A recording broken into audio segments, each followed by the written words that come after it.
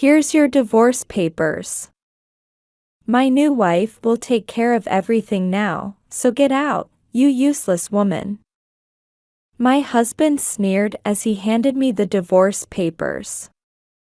I had been caring for his mother for about 8 hours every day. Wait. This is so sudden. I stammered. It's not sudden at all. You just didn't notice that Leighton and I have been together for 2 years already. I stood there, dumbfounded by his words. 2 years. Had I really been so blind for such a long time? I'm pregnant with his baby. That's why you're no longer needed, the woman named Leighton said, and they both burst into crude laughter. I glared at them, my shoulders trembling with anger and frustration. Seeing my reaction, they laughed even harder. At that moment, something inside me snapped. I felt the corners of my mouth turning up involuntarily, and what came out was a drawn-out "okay." I was actually thinking I'd reached my limit too. If you want me to leave, I'll gladly do so. But make no mistake, I will be getting compensation. Right after that, I left the house without telling them anything about his mother's condition. My name is Anne, a 41-year-old housewife. I had been living with my husband Wynne and our 15-year-old son Flynn. Wynne and I got married when I was 26. When we discovered I was pregnant, I was already showing. We didn't have a wedding ceremony because of this, which greatly displeased my mother-in-law. She never let me forget it. When we went to formally announce our marriage, she said, "What am I supposed to tell our relatives about this shotgun wedding? Maybe your family doesn't mind such things, but that's not how we do things here." Mom, we just got the order wrong, we were planning to get married anyway. Besides, these days, getting married because of pregnancy isn't unusual at all. What matters is that I'm marrying the person I want to marry, Wynne had defended me. That's not the point. I care about our reputation. Having a shotgun wedding is just so embarrassing. My mother-in-law was always obsessed with keeping up appearances and strongly opposed our marriage. However, with a new life growing inside me, we couldn't give up on getting married for our child's sake. Finally, my father-in-law stepped in and convinced her to accept our marriage. Unlike his wife, my father-in-law was a gentle soul who was genuinely happy about both our marriage and the pregnancy. To this day, my mother-in-law still berates me as that shameless woman who had a shotgun wedding. Despite her attitude, when our son Flynn was born, she was overjoyed at having her first grandchild and doted on him tremendously. If only she had just stopped at doting on him. Instead, she would barge into our house early in the morning and forcibly take Flynn from me whenever he cried even slightly, insisting on taking care of him herself. This caused me considerable stress. While Wynne had initially defended me from his mother, after Flynn was born, he acted as if his duty was done and stopped showing any inclination to protect me. One night, I complained to Wynne about his mother's excessive interference with Flynn when he came home from work. "Hey, don't you think your mother is being a bit too involved with Flynn? She's being overprotective. Mom just can't help herself because she loves Flynn so much." "Cut her some slack," Wynne said dismissively while loosening his tie. His attitude irritated me. Even so, there should be limits. I'm Flynn's mother. Yet I can't even take care of my own child. Don't you think that's strange? But Win wouldn't listen to me properly. You're just being oversensitive. Mom simply adores Flynn. Besides, aren't you happy that she takes care of Flynn so you can have some free time? That's not the point. While I appreciate her loving Flynn, I'm saying she shouldn't take over the things I need to do as a parent. I just want to raise Flynn as his mother. Stop making such a fuss over little things. You're being annoying, Win sighed and said, "Geez, I'm already tired from work. Why do I have to deal with this when I get home?" He stormed into the bedroom irritably. I tried to call after him, but he ignored me and shut the door. His behavior only made me more frustrated. My mother-in-law's interference with Flynn only escalated. Then something unbelievable happened when Flynn was 5 months old and starting on solid foods. One day, as usual, I had prepared Flynn's baby food and returned to the living room where he was waiting, only to find my mother-in-law feeding him something. What I saw made me stop in my tracks. "Mother-in-law? What are you doing?" She turned around at my voice. She was chewing something. "Oh, I'm just feeding Flynn his rice." Then she spat what she had been chewing onto a baby spoon. I was horrified to realize she was pre-chewing rice and feeding it to Flynn. "That's unsanitary," was my immediate thought, and I quickly took Flynn from her. "Please stop. Why are you shouting? This is how babies have always been fed. This is how I raised Win too." Holding Flynn close, I said with a trembling voice, "Please don't treat Flynn the same way. That's not how we want to do things." "What? Are you criticizing my parenting methods?" "No, that's not it. We're trying to use separate utensils until he's 3 to reduce the risk of cavities." My mother-in-law frowned. "Oh, so you're saying I'm unclean? You always oppose everything I do." "I'm doing this for Flynn's sake." "You're always nitpicking about little things. This isn't a small matter. This is about Flynn's future." "That's enough," she snapped, pushing away from the table and storming out of the living room.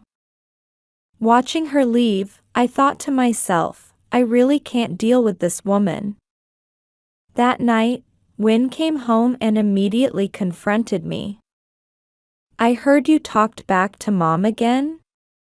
Apparently, his mother had complained to him. It wasn't talking back. I was just trying to do what's best for Flynn. That is talking back. Mom has more life experience than you. She's taking care of Flynn, you should be grateful instead of complaining." "I am grateful. But when she feeds Flynn in such an unsanitary way." Win furrowed his brow and cut me off. "What unsanitary way? I was raised that way, and all babies were raised that way. You just don't like anything Mom does, do you?" "That's not true. You're saying the same things as your mother. You don't understand my feelings at all." My voice shook as I tried desperately to hold back tears. "Have you ever considered Mom's feelings?" Win snapped, then headed straight to the bath without another word. Watching him walk away, I realized this man is no longer on my side. My throat tightened as I fought back tears. I couldn't cry now. I'm a mother, I need to be stronger than this. I told myself this as I slowly made my way to the living room, where Flynn was playing with his toys. Seeing his innocent face brought some peace to my heart. And then I remembered, I did have one ally. After dinner, while Win was lounging in the living room, I slipped into the bedroom and called my only ally, my father-in-law. After several rings, his gentle voice came through. "Is something wrong?" His kind tone made my tears flow, and I explained what had happened that day through my tears. "I'm so sorry for the trouble my wife is causing you. I'll talk to her." "Thank you." "I'm sorry for bothering you," I managed to say through my choked voice. "Don't shoulder everything alone. I'm happy when you come to me with your troubles. No matter what my wife or son says, Flynn is your child, so raise him your way. It's okay. You're a good mother, you should have confidence in yourself." His words brought fresh tears to my eyes, but these were different from before. "Thank you. I think I can keep going now." After hanging up and sitting on the bed, I took a deep breath. I felt like my father-in-law's words had given me strength. My eyes were probably red, but my insensitive husband wouldn't notice. "Hey, we're out of beer." Win called from the living room. I answered him and whispered, "Let's do this," to myself before opening the door. Afterward, it seemed my mother-in-law had received quite a stern talking to from my father-in-law. Her unannounced visits and frequent calls decreased, and I was able to spend peaceful time with Flynn. However, this peace didn't last long.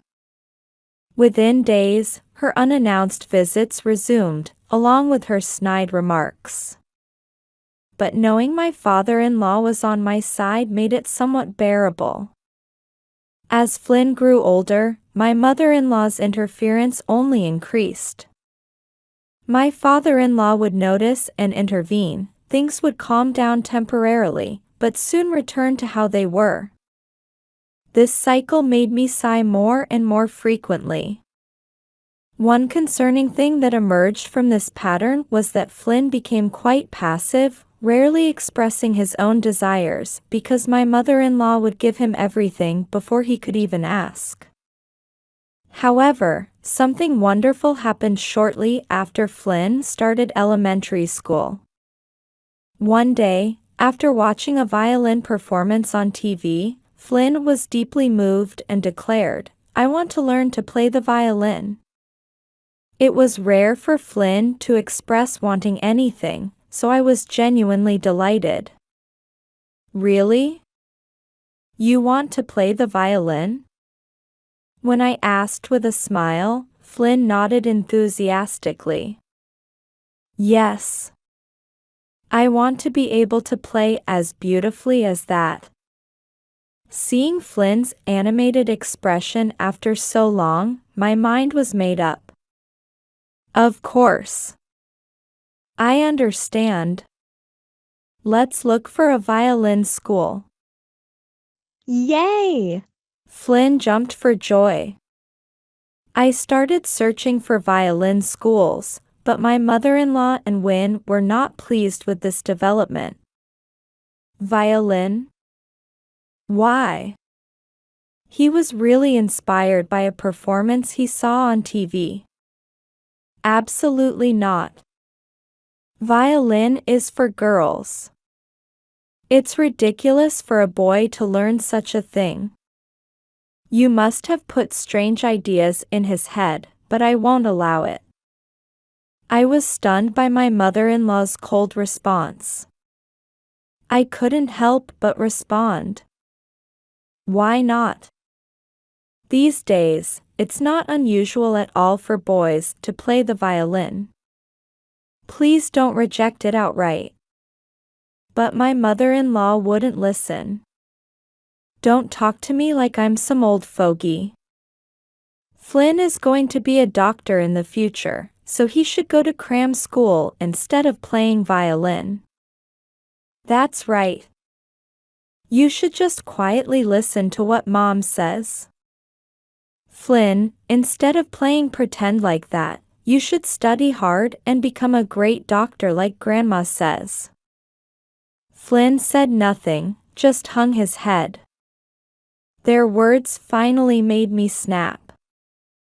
I want to let Flynn do what he loves. Besides, what he becomes in the future isn't for us to decide, it's Flynn's choice. But my mother-in-law interrupted me, shouting, "Enough. You're always talking back. Why don't you listen to me for once?" I absolutely oppose this. She stormed out of the room in a foul mood. Wynne added, "See what you did? You made Mom angry. This is what happens when you're so stubborn. Forget about the violin and send Flynn to cram school," before following after his mother. Left behind, I clenched my fists in frustration and helplessness. Flynn, who had been watching us worriedly, came to my side. "Mom, am I not allowed to learn violin?" Seeing tears in his eyes, I hugged him gently. "It's okay. I think it's wonderful that you want to learn violin. Let's look for a violin school together." And so, despite my mother-in-law's opposition, I enrolled Flynn in violin lessons. My mother-in-law was so displeased with Flynn for not following her wishes that she suddenly stopped doting on him altogether. Several years passed, and Flynn turned 14. That year, misfortunes suddenly struck my mother-in-law. She suffered a stroke that left her right leg paralyzed and her speech slurred. She needed care for almost every aspect of daily life. While they initially considered putting her in a facility, she cried and refused, so they decided to care for her at home. However, whenever the care manager came to assess her level of care needed, she would try to act normally, resulting in a lower care level rating. This meant we couldn't hire helpers at a reduced cost. My father-in-law was approaching retirement and couldn't quit his job, so he asked me to help with her care. "I'm sorry to ask this of you, but could you help care for my wife? I'm just a few years from retirement. If I quit now, I won't get my full pension, and we still have a mortgage. I feel terrible asking, but could you care for her until I finish working?" Seeing my father-in-law's pleading face, I hesitated. Given my history with my mother-in-law, I honestly didn't want to do it. But I couldn't bring myself to refuse the man who had always been on my side. After some thought, I nodded slightly. As I watched him leave, repeatedly expressing his gratitude, I wondered if I could handle this new caregiving role. My instincts proved right. My mother-in-law's attitude was harsher than I'd expected. Despite her slurred speech, her sharp tongue remained intact, and her verbal abuse towards me escalated daily. One day during care, she spat at me, "I'd rather die than be cared for by someone like you." Though her speech was unclear, the meaning cut deep. I sighed inwardly and replied, "Please don't say such things." "Shut up. A thoughtless woman who lets her son play violin will raise a thoughtless child. I can't believe you let him continue with that ridiculous hobby. Please stop speaking ill of Flynn. He loves playing the violin and works very hard at it. Don't criticize him when you don't even know how he feels. Perhaps because I, who had never raised my voice before, suddenly shouted, my mother-in-law looked surprised for a moment. But she quickly narrowed her eyes and shouted back. How dare you speak to me that way? Get out. She started throwing whatever she could reach. Stop it. Please. As I instinctively covered my head with my hands, she became even more hysterical. What kind of mother are you, not even able to raise your child properly? Get out. Her intensity and fury made me back away, and I fled the room. For the past year, I had been caring for my mother-in-law for about 8 hours every day until my father-in-law returned home, but I'd reached my limit. Just as I was thinking I should tell my father-in-law, I can't do this anymore, I heard the front door open. It was too early for my father-in-law's return. As I tilted my head in confusion, I heard Wynn's voice. Ah.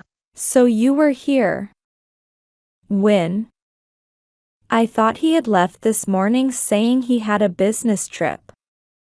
Yet here he was at the entrance with a visibly pregnant woman. In contrast to my panic, the woman gave a confident smile and nodded in greeting. Who is this? Oh, let me introduce you. This is Leighton, my girlfriend. I looked at the woman named Leighton standing next to Wynn. She appeared to be in her late 20s, with delicate features.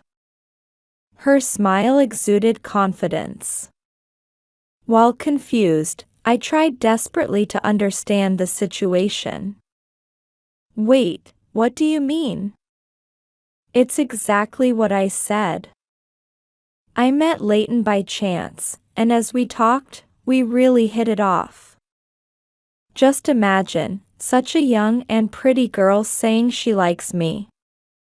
Between a nagging woman like you and a young, cute girl, which do you think I'd choose? It's obvious, isn't it? Wynn shrugged as if it were the most natural thing in the world, leaving me even more confused. Wait, this is so sudden. It's not sudden at all. You just didn't notice that Leighton and I have been together for 2 years already.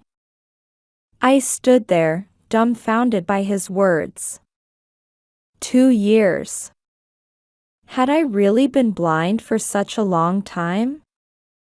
And there's one more important thing to tell you. Leighton, tell her. Leighton fixed her provocative gaze on me, her expression triumphant. I'm pregnant with his baby. I'm 8 months along, due any time now. She continued her taunting. We already know it's a boy. Unlike a certain violin-obsessed boy, we're going to make sure this child goes to cram school and becomes a doctor. Your ex-husband's life has become a bed of roses with a young, pretty girlfriend like me. That's why you're no longer needed. As Leighton laughed victoriously, I was speechless. While I had been suffering through caring for his mother, Wynn had not only been enjoying an affair, but had even gotten his mistress pregnant. Here's the divorce papers. My new wife will take care of everything now, so get out, you useless woman. So pack your things and leave soon. Wynn and Leighton burst into crude laughter. I glared at them, my shoulders trembling with anger and frustration. At that moment, something inside me snapped, and I felt the corners of my mouth turning up involuntarily. What came out was a drawn-out okay. Surprised by my seemingly playful response, they both turned to me with bewildered expressions. I smiled sweetly at them and said, finally, you've said it. To the stunned Win and Leighton, I continued smiling as I spoke. I was actually thinking I'd reached my limit too. I don't need a man who neglects both his son and me while having an affair. If you want me to leave, I'll gladly do so. But make no mistake, I will be getting compensation. Compensation? What are you talking about?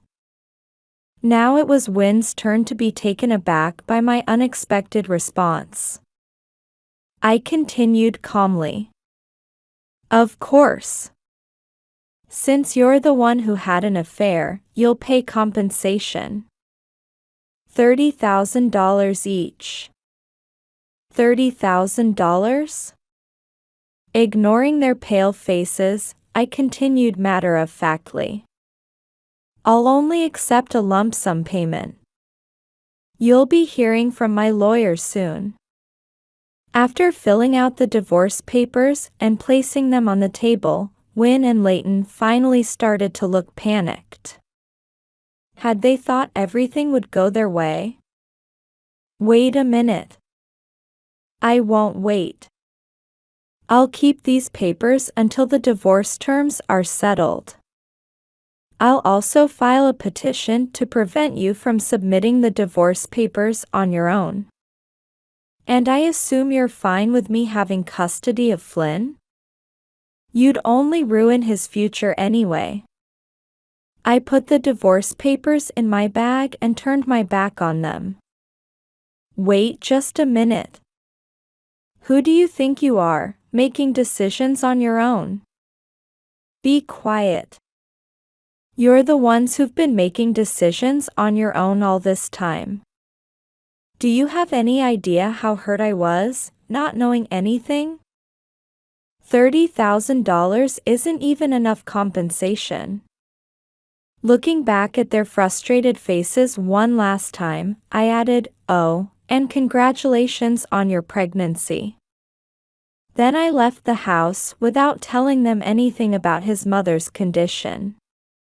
Win must have been desperate to marry Leighton because he quickly agreed to my terms and our divorce was finalized. I got custody of Flynn. For the time being, Flynn and I moved into a monthly rental apartment. While I couldn't help wondering about my mother-in-law's condition, she had my father-in-law, and Win's new wife was supposed to take care of her, so I tried not to worry about it now that I was no longer part of the family. 3 months after the divorce, job hunting for the first time in 15 years went surprisingly smoothly. I found work as an office administrator. Flynn seemed to be gradually adjusting to our new environment and was practicing violin more enthusiastically than ever. Our new life was finally getting on track. One evening when I returned from work, I noticed several missed calls on my phone. They were all from Win, and even as I checked the history, more calls kept coming in. I wondered what he wanted after all this time, but his persistence made me finally answer. Anne. Finally. About Mom. Win's voice was a mix of panic and exhaustion. Mom's in really bad shape. She's basically bedridden now, and I don't know what to do. I knew my mother-in-law's condition had deteriorated. Actually, she was already nearly bedridden when I left. What are you talking about? Your mother was already almost bedridden long before I left. That can't be. Her care level was just support required, wasn't it? At least, that's what I was told. Look, I tried to tell you this many times. Your mother would act perfectly fine whenever the care manager came, so her assessment came out lower than it should have been. You never listened to anything I said. I let out a deep sigh. For nearly a year, I had endured my mother-in-law's verbal abuse while diligently providing care. Meanwhile, he had remained indifferent, spending his time enjoying his affair with Leighton. Wynne fell silent at my words. Then, he reluctantly spoke up. "Hey, and would you come back and take care of Mom?" "What? Wasn't your new wife supposed to do that?" According to Wynne, everything had gone smoothly until he introduced Leighton to his parents after Flynn and I left. However, my father-in-law had scolded him severely, and my mother-in-law refused to accept the marriage, saying it would look bad to society. Of course she would. My mother-in-law valued appearances above all else. She had complained endlessly about our shotgun wedding. There was no way she would accept a marriage that came from an affair, especially with a woman who was 8 months pregnant. My mother-in-law had apparently unleashed worse verbal abuse on them than she ever had on me. When Wynne rushed her to the hospital thinking her confusion was due to dementia, they found that apart from her slurred speech, her mind was perfectly sharp. Leighton had been furious, saying she hadn't signed up to care for a bedridden mother-in-law who was sharp-tongued, and she disappeared with their newborn baby. I was speechless at the irony of the situation. A bitter laugh escaped me. This is exactly what you should have expected. You know better than anyone what kind of person your mother is. She values appearances above everything else. There was no way she would accept a marriage that came from an affair, let alone with a woman who was 8 months pregnant. You were foolish to think you could be happy with your mistress. You really didn't think this through at all." Wynne was speechless at my words, but after a moment of silence, he began speaking in a small voice. "Look, please. Let's start over. If you come back, Dad will calm down, and Mom will stop complaining too. We're still husband and wife, right? Let's help each other. Even if we got back together, you just want me as your mother's caregiver so you can do whatever you want again, don't you? Don't talk nonsense about helping each other." Wynne seemed to flinch at my words for a moment. However, he quickly continued in a pleading voice. "That's not true. I really want to start over. I've learned my lesson. Only after you and Flynn left did I realize how important you both were to me." But I cut Wynne off sharply. "You only turn to me when you're in trouble. You want me back because your mother's care has become difficult and Leighton ran away. I'm sick of it." I hung up the phone. Wynne called several more times after that, but I didn't answer. I thought this drama was over, but life had other plans. 6 months later, Flynn was accepted into his dream university. However, on the day of the entrance ceremony, Wynne suddenly appeared before us as we arrived on campus. "And, Flynn, how are you?" When we turned around, startled by his voice, there stood Wynne with an unkempt beard and an exhausted expression. "Wynne, why are you here?" I stepped forward half a step to shield Flynn as I asked. "I came to get you both. We're family, aren't we? It's only natural that we celebrate Flynn's enrollment together. I don't remember telling you that Flynn was accepted here." As I glared at him suspiciously, Wynne's lips curled into a smirk. That smile sent a chill down my spine.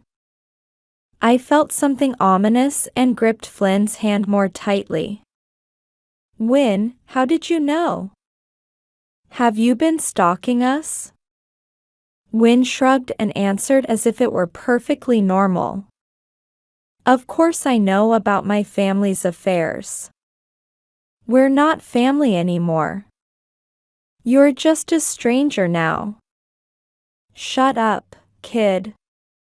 This is between me and Anne. Win shouted with bloodshot eyes. I tried to speak gently to avoid provoking him. Win, please calm down. Today is Flynn's entrance ceremony. Do you want to ruin his special day? I could feel the stares of people around us gathering. While praying that someone would call the police, I faced Win.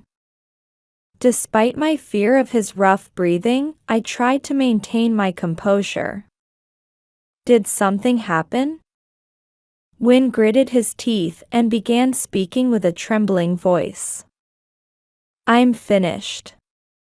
I got into a fight with a major client at work and was demoted. Not just demoted, my salary was cut by more than half.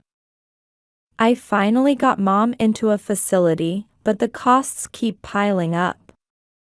Everything's gone downhill since you left. Then he turned his gaze to Flynn, and there was an unsettling look in his eyes. Flynn, you can help me. I saw it on social media. You're a popular violinist now, aren't you? I just need a little help. Come on, lend me some money. Win reached out his hand toward Flynn. Flynn, don't you want to help me? However, Flynn's response was cold. I'm not your son anymore. This is what you brought on yourself, isn't it? Deal with it yourself. Win's face turned red with anger at Flynn's cold words, and he clenched his fist. Then he raised that fist toward Flynn. You ungrateful child. Stop it. Don't you dare lay a hand on Flynn. I quickly stood between them and closed my eyes, bracing for the impact. However, the expected impact never came. When I nervously opened my eyes, I saw Flynn holding Win's arm.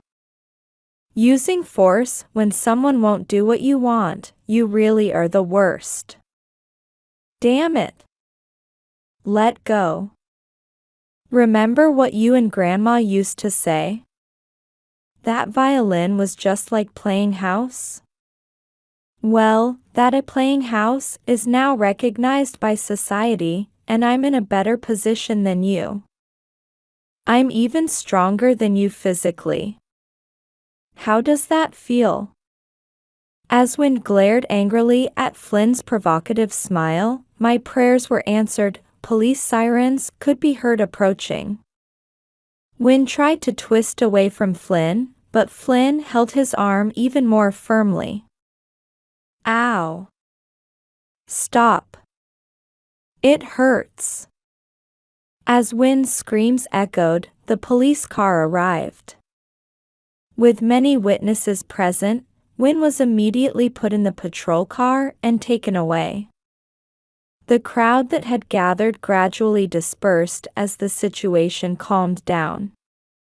Mom, are you all right? Flynn was concerned about me, but I was more worried about him. Flynn, are your hands okay? You're a violinist, you shouldn't have done something so rough. I frantically took his hands and began checking them carefully, moving each finger and looking for any swelling or pain. Mom, calm down. I'm fine, really. Look. Flynn smiled gently and slowly opened both hands to show me. Really? Nothing hurts? Really, I'm fine. Don't worry. Flynn gently placed his hand on my shoulder, and its warmth finally helped me regain some composure. Later, Win was arrested for attempted assault. While he avoided prison time, he received a guilty verdict with a suspended sentence. This incident further worsened his position at work, and rather than just being demoted, he was fired. My mother-in-law's condition continued to deteriorate. Actually, my in-laws had divorced at the same time Win and I did, and after Leighton ran away, my mother-in-law had entered a nursing home using money from her divorce settlement. However, when Win could no longer afford the monthly nursing home fees, he had to take her back home. But Win, having no experience in caregiving, struggled with caring for his bedridden mother and became overwhelmed by her constant complaints. Eventually, he became exhausted from caring for her and fell ill himself, ending up having to receive social welfare support. Perhaps it was karma that they now had to live closely together while blaming each other, more dependent on each other than ever before. Meanwhile, our lives have been going better than we could have imagined. Flynn's violin talent blossomed further at university, and he won numerous competitions both domestically and internationally. Combined with his social media popularity, he's now gaining attention as an up-and-coming violinist. As for me, I had the opportunity to work in music event planning, where the musical knowledge I gained from living with Flynn proved valuable. Now I'm involved in meaningful work like planning classical concerts and projects supporting young musicians. After one concert, we had plans to meet my father-in-law for the first time in a while. When we entered the restaurant, he greeted us with a warm smile. "Flynn, that was a wonderful performance. I'm truly blessed to have such a talented grandson. It's all thanks to Mom and you. I could only get this far because you both supported me back then. Thank you so much." I felt tears welling up with emotion. Looking beside me, I saw my father-in-law was teary-eyed too. "Let's have a toast." Flynn raised his glass, and we joined him with smiles.